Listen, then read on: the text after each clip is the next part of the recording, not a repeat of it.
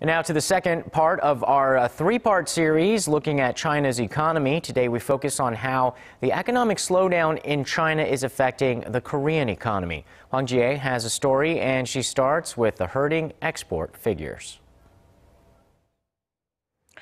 Korea's exports to China dropped by almost 0.5% last year, a stark contrast from the average annual growth of over 20% from 2000 to 2008 and 14% after the global financial crisis.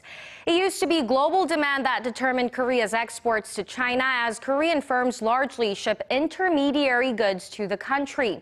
The situation now, however, is quite different. A majority of intermediary goods exported to China for assembly are now consumed within China. So Korea's exports to China are more affected by the demand in that country than in other nations like the US or the EU. A recent report shows that a 1 percentage point drop in Chinese growth equals a 0.17 percentage point cut in Korea's GDP. And with China posting its worst growth in 24 years in 2014, prompting the government to focus on boosting domestic consumption, experts say that old business strategies will no longer work. The consumer market will continue to expand in China, so in the long term, Korean exporters should look into what kind of consumer goods will meet the needs of the Chinese people.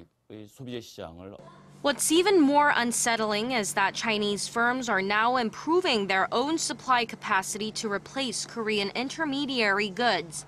Many key Korean industries are concerned that their main export items like display screens, steel, and petrochemical products will get squeezed out of China within the next few years.